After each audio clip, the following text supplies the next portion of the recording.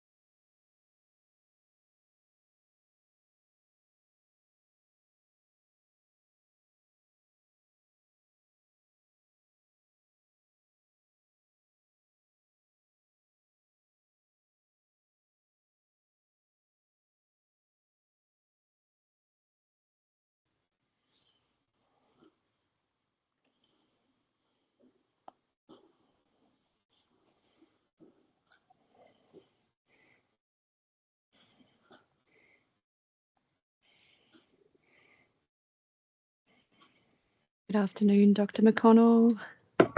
Hello, how are you?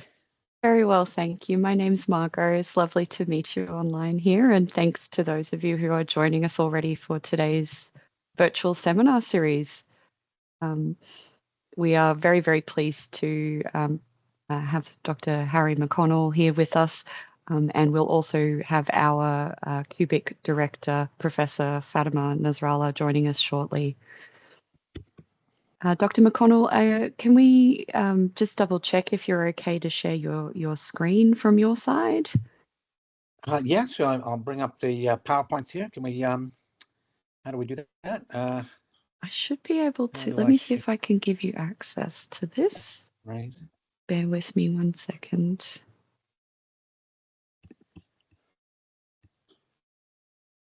Camera mic more. You have a little share button at the top of the screen there. Hello, Professor Nasrallah. Hello, Margot. Hello, Harry. How are you? Hello, how are you? Good? Good, thanks. How are you doing? Great. Thanks for taking the time, Harry. Oh, what's that? I'm saying thanks for taking the time out of your clinical day today. Oh, really sure. appreciate it. All good. That's great. We're just seeing if the share thing works here or not.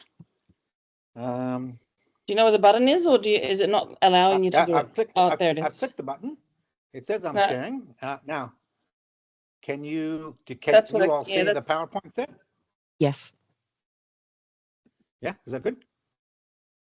That looks great. Thank you. Now, do we have other business to do? Does it move when I tell it to move as well? Yes, it's moving. Yeah. Right. Excellent. All signs good. Do we want to wait then let a few more people arrive, or? Yeah, it's a bit early. Do we have other business to discuss first beforehand? I was just going to introduce you, Harry, and then we'll probably go through the presentation, and then do some business as usual afterwards. Okay, sounds there's like a plan. There's probably a grant application that I'd like to discuss with the team and see whether they're happy to be involved. So we can look into that, and if people have questions and if people have any ideas that they'd like to bring up, that would be good. How have you been with the centre that you've opened now?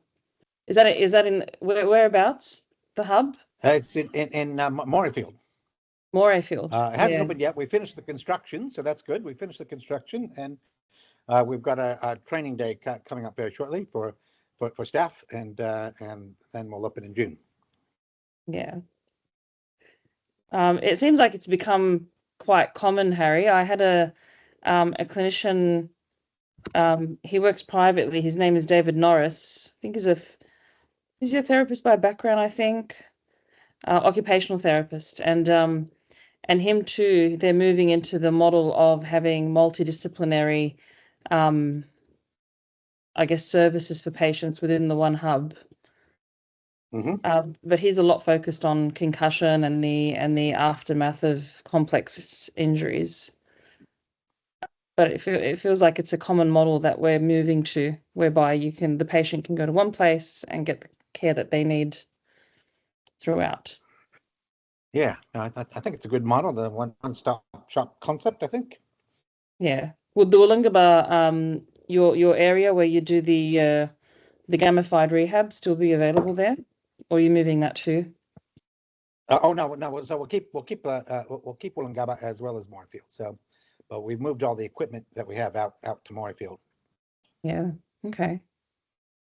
You should give us a virtual tour at some point, Harry. Yeah, no, it'll be good. Yeah, we'll be up and operating in just a couple of weeks. So that'll be good. Oh, fantastic. Have you been doing any research recently? I've been too busy clinically recently, I have to say. So Yeah. I've just been swamped clinically. Yeah. So, but I'm hiring new psychiatrists and physicians under me. So I'm hoping to gradually do less and less clinical and hopefully by the end of the year be just be seeing only the difficult patients. Yeah. I mean, it would be good, Harry, through your connections as you're on the College of Psychiatrists, to really bring that network in for collaborations or for networking, or have access to that network. Because at the moment, I don't think we've got too many in the psychiatry, especially for brain injury. But I'm hoping that this presentation will give us some insight into how things differ between those assessments for brain injury, or how it becomes sort of more refined for brain injury patients. Mm-hmm.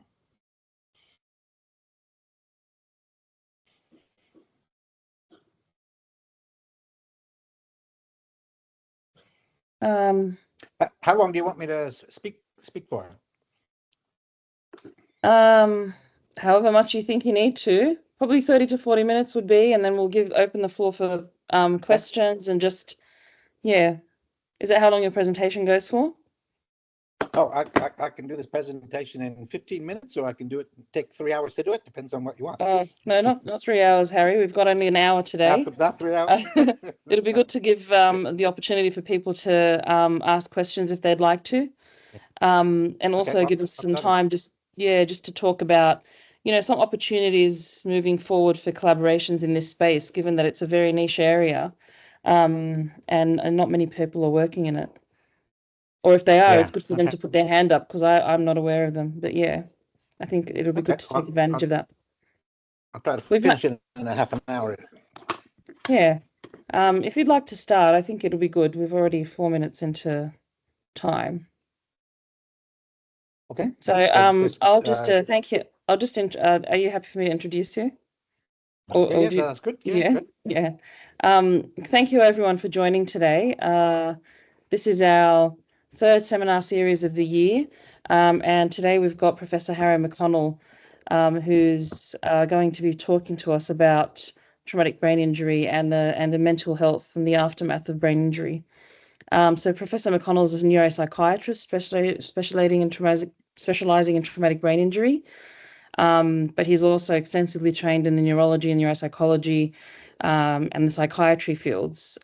He's an expert committee member for NHMRC and MRFF and TBI on grants, and a reviewer for those MRFF grants.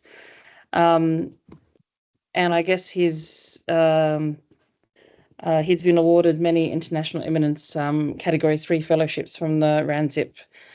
He's worked very extensively with the World Health Organization and the World Bank Institute, and has authored, edited key guidelines for medicine and psychiatry for clinical evidence.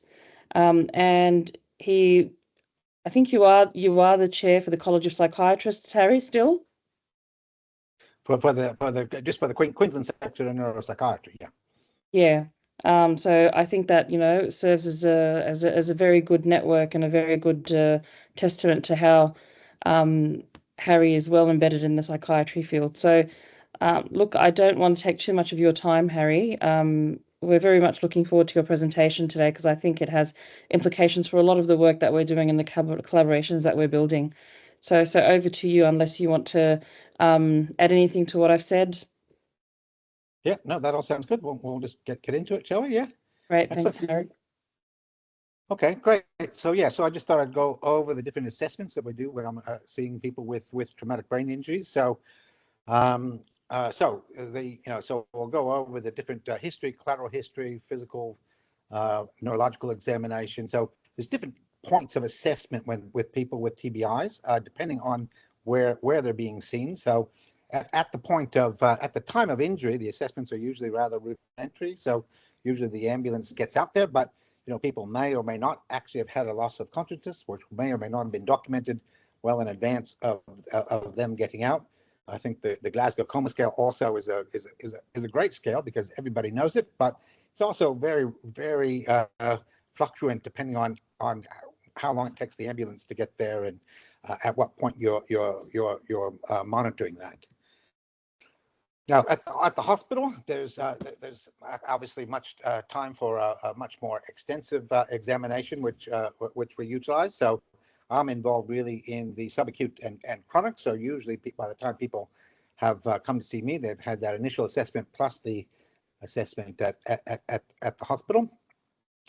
I think one of the more important ones there in terms of looking at the impact and the severity of the traumatic brain injury is the PTA testing, the post-traumatic amnesia testing, and I think that gives a much more reliable indication of the severity of a traumatic brain injury than certainly than GCS or than the history, which is of a loss of consciousness or not, whether or not that occurred, and even more than in most instances than the neuroimaging, which routine neuroimaging is often quite normal and misses a lot of the pathology that is responsible for the injury. Now, by the time I see them, whether it's a clinical appointment or a medical legal appointment, this is the assessment that I do the same assessment, whether it's the clinical or whether it's a clinical or a medical legal appointment, and I have a number of neuropsychological testing and patient questionnaires that I do. As well as things like the HUDAS, various tests of cognition that I do, as well as the BPRS, AMA 5 or 6, depending on what state they're in, if it's a medical legal assessment.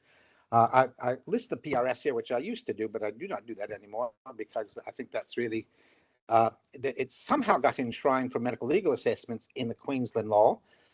Through some sort of influence of an insurance company, I'm sure that it's legislated that is a measurement to be done, but I don't do that because it is not an appropriate measure in assessing people with traumatic brain injury, and the Australian Psychological Association has had many position papers about the inappropriateness of that use, despite the fact that it's legislated that it's supposed to be used in traumatic brain injuries.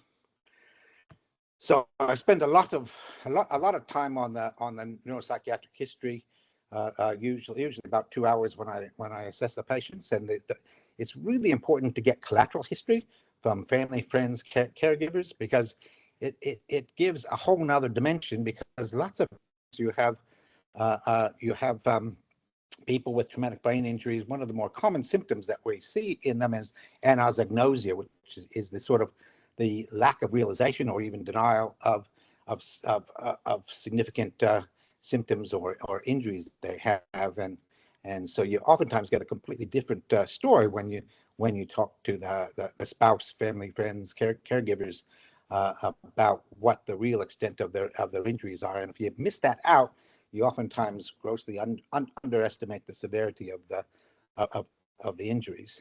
Now, in doing it's a very different assessment than a normal, just plain psychiatric assessment, and the psychiatric symptoms and the diagnoses that we use oftentimes don't fit the normal DSM-5 criteria. So the DSM-5 is not generally that useful a tool in assessing people for neuropsychiatrically after traumatic brain injury. So, but you need to look at all these issues here on the slide. and you need to look at the medical and neurological issues as well as the psychiatric issues. So these are the most common diagnoses that we see, and they're not mutually exclusive. Frequently, people will have multiple combinations of these different diagnoses, but the vast majority of people will have some combination of these diagnoses. So PTSD is very common. Post TBI fatigue is nearly universal, it should be said, if not universal. I see a lot of people with post TBI seizures and with depression, which I'll talk a lot about, or organic affective disorder, which is slightly different than depression, as well as with amotivational syndromes, the anasagnosia, and the various different frontal lobe syndromes. So it's important to differentiate between the different frontal lobe syndromes because it greatly changes their treatment, their outlook, their prognosis, and of course the different neurocognitive disorders as well.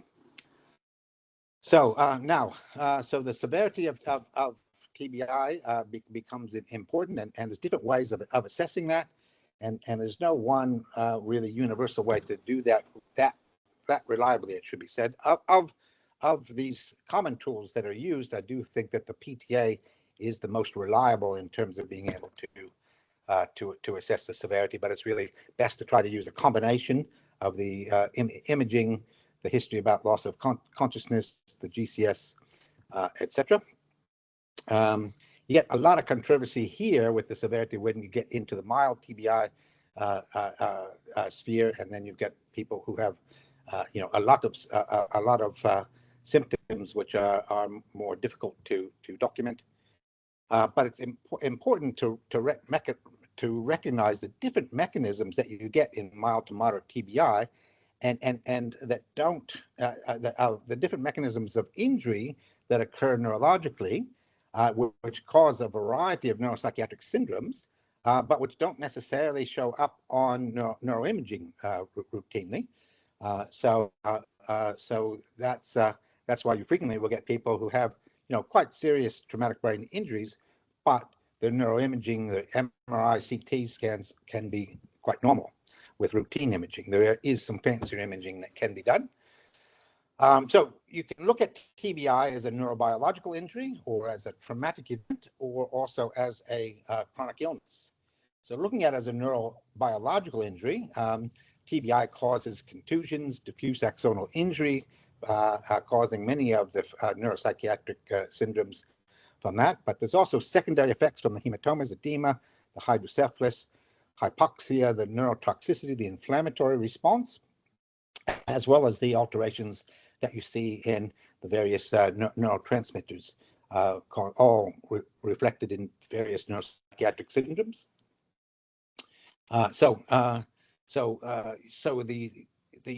You also have different neuropsychiatric syndromes that are associated not just with the mechanism, but also with the specific site of neuroanatomical injury.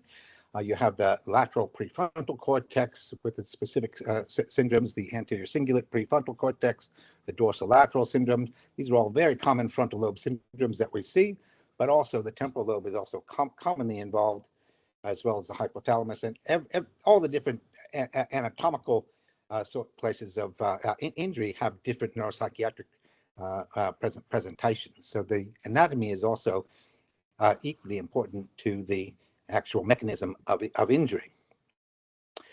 So one of the most common conditions that you see is that of an organic affective disorder. It's got lots of different biological causes, both neuroanatomical as well as affecting serotonin and other various neurotransmitters that we don't really have time to go into that, but it's a fascinating area because it is so prevalent, and we'll talk about that. So here you have the 1-year cumulative incidence is about 33% after TBI. Now, if you're looking at a 7-year prevalence rate, then that's really up to over 60%. So now, looking at TBI specifically as a traumatic event, there's we see a lot of people with PTSD. The prevalence is generally rated at 11 to 27%. I think I see most of the most of the people with traumatic brain injuries that I see are either motor vehicle accidents or veterans coming back from the war, and I feel that the 11 to 27%, which are the most commonly cited in the literature, is actually quite conservative. Certainly the population that I see, it's more closer to sort of 35-40%, particularly in the veteran group. But obviously, with the PTSD, you get the normal PTSD phenomenology with intrusive memories, flashbacks, nightmares, hypervigilance, all very much as you do with any trauma. And it's important to get that history, and those symptoms can overlap with their neurobiological neuropsychiatric syndromes as well. So there's an important overlap to realize, because the treatment for each is obviously completely different. Now, TBI is also really a chronic illness, and it's 1 in 4 adults with TBI are still unable to return to work 1 year after injury, and you have 2% of the Australian population are currently living with TBI related disabilities, with an annual lifetime cost of about 8.6 billion. So, how about that? Now, there's lots of other TBI-associated disability. You have the post-concussive symptoms, which are usually quite vague. It's not a term that I particularly like, because I think because of the lack of specificity of the term and the wide range and vagueness of the symptoms. But certainly you have the cognitive, physical, sensory, motor, emotional, vocational, social, and family aspects of that disability. Now, then you have the specific neuropsychiatric sequelae, where delirium can be very common, and that can, as well as the depression and apathy. Mania can occur as a result of the TBI, as well as bipolar, post-traumatic bipolar disorder, anxiety, psychosis, various types of cognitive impairment, aggression, agitation, impulsivity, and the various post-concussive symptoms. Apathy and depression are very, very common, with increased suicide risk. It's important to differentiate apathy, which is very common, particularly with various frontal lobe syndromes, as part of an amotivational syndrome, and apathy when it's occurring comorbidly with a depression, because the treatment approach is very different. So the underlying etiology and pathophysiology is very different for amotivational syndrome versus apathy that is associated with a depressive disorder relating to the traumatic brain injury.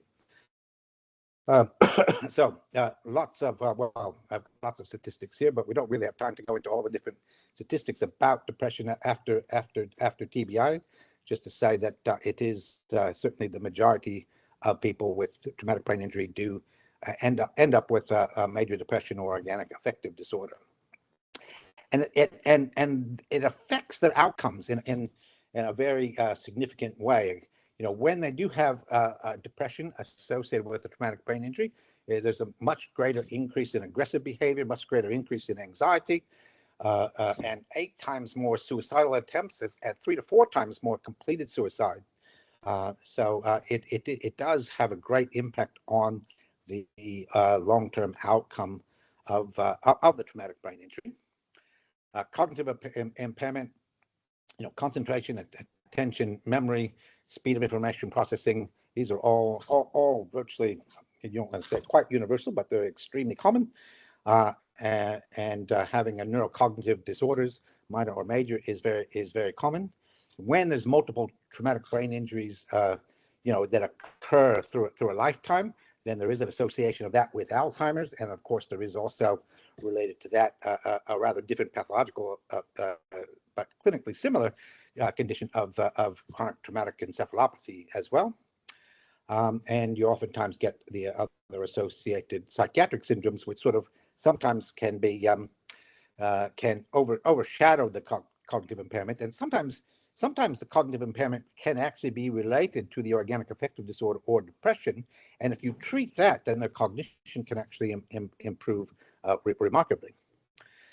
Impulsivity and aggression, really common, particularly if when in frontal lobe injuries, particularly orbitofrontal syndromes, and you look for emotional ability, pathological laughing, pathological crying, rage, aggression, the alterations in sexual behavior in both directions, lack of concern over the consequences of their actions, social indifference, inappropriate joking, and the superficiality of their emotions. So we generally will get imaging. It's amazing how even with rather severe traumatic brain injuries, that people still coming into the health system in Queensland, it's remarkable how many people don't get any neuroimaging. So and if they do, it's usually just a CAT scan and not an MRI. So I'll generally will oftentimes follow up with MRIs and with different protocols depending on the nature of their injury. I like to follow up with EEGs as well, because I see post-traumatic seizures as a very common and very easily treatable condition. It can also masquerade as depression. It can masquerade as aggression. It can masquerade as cognitive impairment. And if you treat it, then it can actually make a huge difference in the outcome and improve their symptoms dramatically. So I would typically like to get a 7-day ambulatory video EEGs in people after their traumatic brain injury, because it's an important treatable condition that you just don't want to miss. So easy to treat, and if you miss it, then that goes often for times on for years. And it's really the sort of focal dyscognitive seizures presenting with the different neuropsychiatric syndromes that are much more of a problem than if they have general primary, secondary generalized tonic-clonic seizures, which generally does get picked up. But the other type of seizures, the focal dyscognitive seizures, are much more common and actually impair the quality of life to a much greater degree, because they're usually mistaken for lots of other psychiatric diagnoses. I usually will check a wide range of different hormones and electrolytes and with this population as well, because those are frequently can be mixed up, as there can be lots of alterations there as a result of the traumatic brain injury. You want to really be aggressive in identifying and treating the PTSD, because it's surprising how often that gets missed, as well as the organic affective disorder. And it's really important to have a good GP here who's really coordinating everything, and because it usually does involve a multidisciplinary approach involving neurology and psychiatry and psychology, as well as neuropsychology and occupational therapy, physiotherapy. So having a true multidisciplinary team that can be coordinated in the community by a good GP is vital here. So so I think maybe we'll leave it there and see what people have any questions, discussions. Thank you very much, Harry. We'll open the floor for questions. If anybody has questions, you can either write them in the chat box, or if you'd like to speak up, that's fine as well.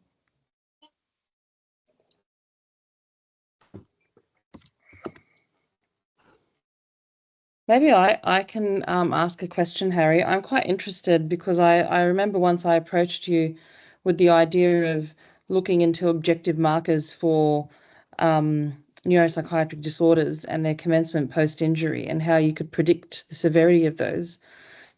And at the time you said, it's TBI is very different from mainstream.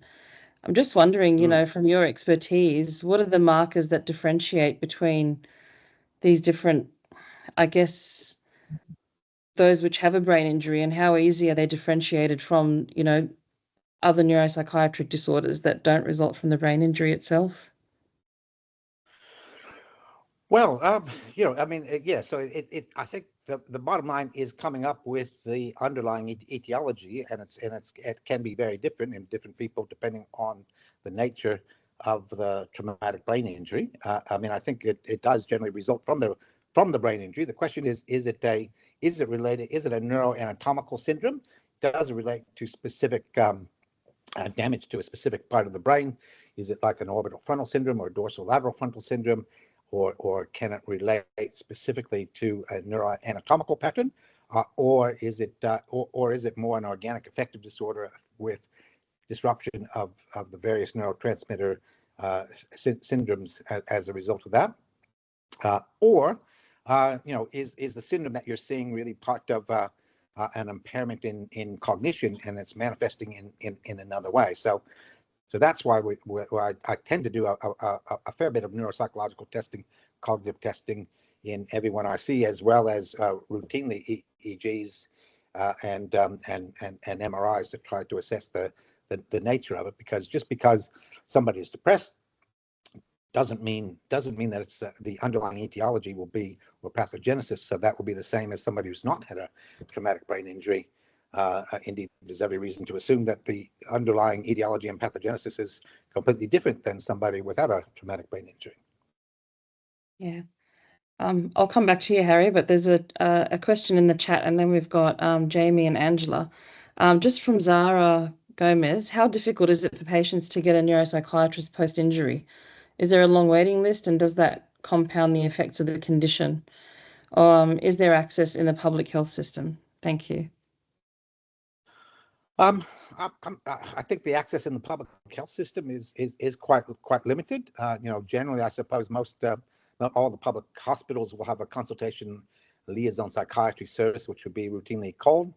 But I think it's fair to say that most of the consultation liaison psychiatrists, it's not a general common interest or a field of expertise amongst consultation liaison psychiatrist. It's more in the realm of neuropsychiatry. So there's not a lot of neuropsychiatrists in the public or private system, it should be said. So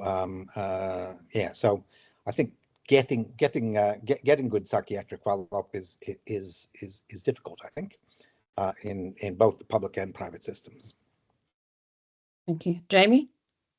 Yeah, I'd back that up. I know of two psychiatrists. One's Harry and the other one's in another state in terms of treatment and also assessments and medico-legal reports. Harry, I wanted to ask, I've had 3 people contact me last week who weren't diagnosed with their brain injuries earlier on, have been treated for their other injuries, and now deep into their legal claims with other lawyers, they're and they sound they're in terrible way, have now identified that there is actually a brain injury. One's out of time, and then the other 2 are still in time. But I'm now left to unravel this and help these individuals who desperately need help. But I'm thinking, when I arrived in, you were talking about your clinical work. Are you still, is there a clinical recommendation there? Obviously, from a medico-legal point of view, you're still doing that work? Yes, so I'm still doing the medical legal work, and in my medical legal reports, you'll recall that I always make clinical recommendations, even though it's an IME. Those are there, and I always tell the patient to get a copy from their lawyers and take it to the GP, who can give me a ring to discuss. So even though it's an IME, I feel like if I don't do that, it's otherwise just not going to happen. Yeah. So most of the work that I'm doing at the moment is medical legal, but we're just about to open up this new service in Morayfield. So that will be focusing on traumatic brain injury and not just the mental health, but we've got some great equipment there, some great rehab equipment there that uses robotics and artificial intelligence, and so that we can do the physical side of things as well as the psychiatric side of things. So that's what we're setting up there. So how can I get my clients referred to there? Like, is it a GP referral? Does it what's the funnel? What's the process? Yeah. So it'll be it could be a GP or a specialist referral. So the referral needs to come from a doctor. So we haven't actually opened yet. We haven't actually started yet, but we will be starting very shortly here. So, but yeah, you can have them contact my assistant Jenna, who I believe you probably still have her contact details. Yeah. And last question before I pass to Angela, sorry. In terms of the appropriate MRI, I've been working with a neuroradiologist lately about a specific type of MRI that they're using. But what are you using in terms of MRI, particularly for the mild TBIs? Well, it depends on the question being asked. Okay, so there's lots of different protocols, and the team is a radiologist. She can probably comment on this as well. But there's so it depends what you're looking for. So if you're looking for so there's different types of protocols you can get. There's different types of image you can get if you're looking for axonal shearing, or maybe you're looking for an underlying gliosis or seizure focus, for example. So there's lots of things that might get easily missed in a routine MRI that you can look for, but it depends on the clinical presentation. So I usually don't have the MRIs ordered before I see them. I'll wait till after I've seen them, because the protocol will vary depending on the nature and actual mechanics of their injury. You got any comment on that, Fatima? I mean, I would just say that it really depends on the question, as Harry said, whether you're looking at, structural changes because the injury has been severe enough to cause any structural damage, or whether you're looking into functional changes because they've got executive issues, or they've got, issues, I don't know, headaches, or, things that can't be managed with the treatment per se because of headaches. I think it has to depend on the question and what you're looking at. And then the protocol can be designed just to address that. Okay. Yeah. Thank you. No worries. Thanks, Jamie. Angela, you had a question? Hi, everyone. My question is, earlier, Dr. Harry, you were talking about the difficulty to diagnose TBI. Now, what would happen in the situation where somebody, they've had the accident, they've got all the cognitive symptoms, but in a nutshell, no one's taking them seriously enough. And even how would we go about getting, what kind of, I'm trying to get this word right in my brain, I'm so sorry. What would help them, what the words that would be needed to tell the GP to help them be taken seriously and then be able to then get that referral? Because we were just talking about with Jamie the fact that you don't see a lot of the TBIs on a standard MRI, and it's only once you do things like a neuropsych assessment that you actually, okay, well, yes, there's deficits here, there, and everywhere, but when you actually need a diagnosis, where would you go with that? What would you say would be one of the first protocols, and what words could we use to actually make that happen? Because most GPs won't take you seriously. Well, I think I think there's a lot of training, a lot of education that does need to happen with GPs so that they do take it seriously. Lots of people assume that because the MRI is normal, there is no TBI, which of course is not true at all. The vast majority of people with traumatic brain injuries I see have normal routine MRIs, so it does. I think a traumatic brain injury always needs to be taken seriously, I suppose. I don't know what you can say to a GP to make them take it take it seriously, but they do. It does need referral to a tertiary center, I suppose, is the bottom line. And GPs will respond to that.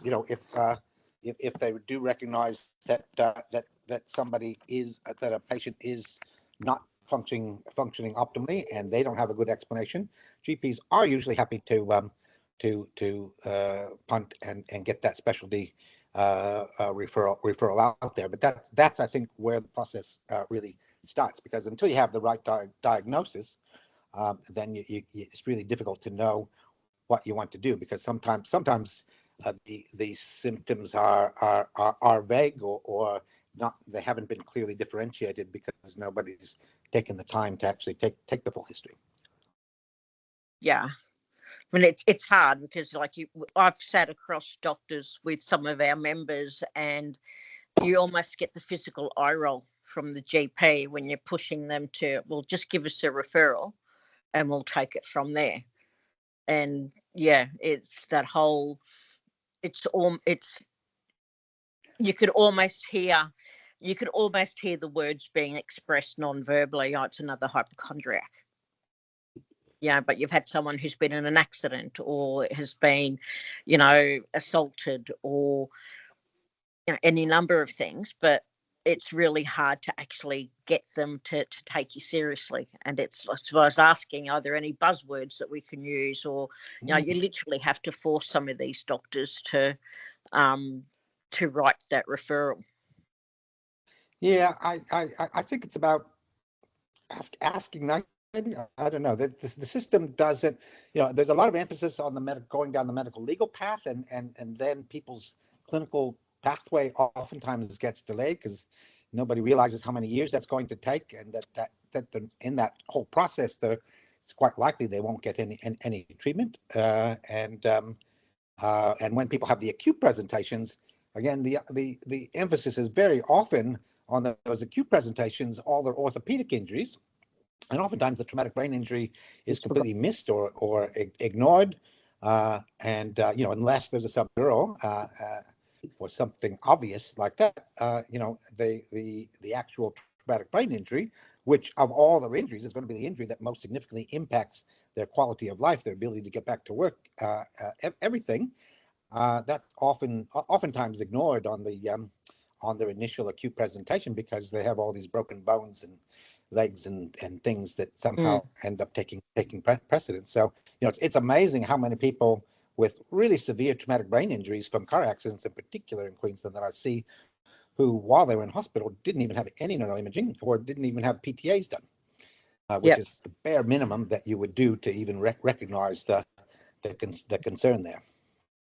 Yeah. I guess hopefully, Angela, to address your question as well, with the work in progress trials that are taking place at the moment with AusMTBI, with the Brains TBI, and a lot of the trials that include objective markers that are collected, the diagnosis will be a lot more less subjective and more objective, and that will, refine that process. Yep. Yeah. Thank you. No worries. There's a question here from Margot in the chat. Given that TBI is described as a silent epidemic with substantial economic impact, what public health approaches might help reduce its incidence and improve early interventions? Oh, wow, that's a great question. Yes. Well, I don't know. What do we need? What do we need to do? There's so much that you need to do. I mean, it's astonishing. It's astonishing how many people I see in motor vehicle accidents who I don't know what's happening with the airbags, but I think the airbag scandal from a few years ago is still coming on, because so many times the airbag doesn't deploy. So getting people in cars with working airbags would be a good thing. Drink driving is still such a common cause of having more public health initiatives addressing that. Having things when people have been convicted of using, getting the breathalyzers, so that you have to actually blow into a breathalyzer in order to start your car. That happens overseas, but I don't know that happens very often in Queensland. I think there's a mechanism in place to make that happen, but I've actually never seen that in place, because most of the alcohol-related ones, traumatic brain injuries from motor vehicle accidents, they're multiple. The offenders are. It's not their first offense, so there's an easy way to public health measure that could be placed in there. All the new safety gadgets that you see in Teslas and things that look at facial expression and check out when people's eyes are dragging and things like that, and people are getting tired. Getting those things more in place would be very good. Yeah, I don't know. There's lots of technical things and public health things that could be put in place, particularly for the motor vehicle accident side of things. There's a lot of preventable things that are not happening there, where the technology is very clear, and there's very clear instance of it working well overseas. Yeah. Thanks, Harry. And just a comment from Olivia White: to complement the work that Harry's doing, please consider a referral to the public brain injury community integration teams, the BICs across Queensland. You know, I thought that was very interesting. Thanks, Olivia. We've also got our roadshow happening on Friday, where the BICS team from the Gold Coast will be speaking about their service. So I think that's a great suggestion, and maybe at some point we would have the BICS team speaking from the different hospitals here at one of our seminar series, just to see the services they provide, what that looks like in terms of the streamlined pathways. If that's an option, Olivia, that would be great. Are there any other questions? Yeah, we'll draw on you, Olivia, at some point for sure. I just if there are no other questions, I just wanted to put 2 points out there. So one of them was around topics for this seminar series. Obviously, we've got our audience is, you know, I guess streams the basic science and the translation and the health services. So it'll be good to understand what people's interests are, and we can draw upon expertise to come and speak at this seminar series to address those topics. Another one that I wanted to bring up was a request from Dr. Basil Montsoris. He is a psychiatrist at the Mater Hospital. And obviously, you can see from what Harry presented today, this mental health following brain injury or neuropsychiatric disorders following brain injury is a very complex condition. It's very hard to diagnose. You have to be really, really experienced in identifying or delineating the different conditions and the overlapping conditions. And so one of the points that he has put forward is applying for a Frontiers, what's it called? A Frontier Health and Medical Research Program. I don't know if anybody's seen the call at UQ. The EOIs are due on the 8th of September. And basically they're quite broad. So they address, what are they addressed? So basically anything exploratory and groundbreaking programs of research that deliver treatments for serious and incurable health conditions through a series of linked projects. If people are interested in that, and we'd obviously draw on, Harry, your network of psychiatrists who have experience in the brain injury and the aftermath in terms of mental health, but anyone here who'd be interested in that as well, it might be an area where we can address some of the issues that arise in these forums that we've seen, especially mental health following brain injury, which is something that, we're still grappling with, I guess.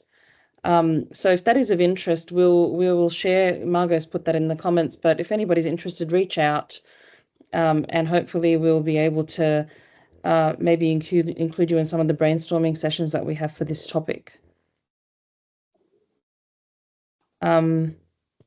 Last thing, we've got our roadshow, as I mentioned, on Friday. We've got the consumer roadshow happening in the morning, so Angela Kalantzis is running that. And we've got our GP clinician event. Fantastic, Angela, that would be great. In the evening. Anyone welcome to register for those. I'm sure they've been through the membership list. Any other comments from the people still online? Okay, great. Well, look, thanks so much, Harry, for your time. We really appreciate you sort of, at short notice, making time for us and presenting on this topic. Obviously, you've simplified it, but it's a lot more complex than I think what you've presented. So, yes, thank you very much for your time. Okay, no, a pleasure. Thanks. Yeah. And please, everyone here, put our expression of interest out to join QBIC and provide any feedback. We'd be keen to hear from you. And if you have any topics you'd like to discuss here, put them forward. Just reach out to Margot. Thank you so much. You have a great rest of the day, everyone. Thanks, Harry. Thank you. Thanks, Harry. Thanks.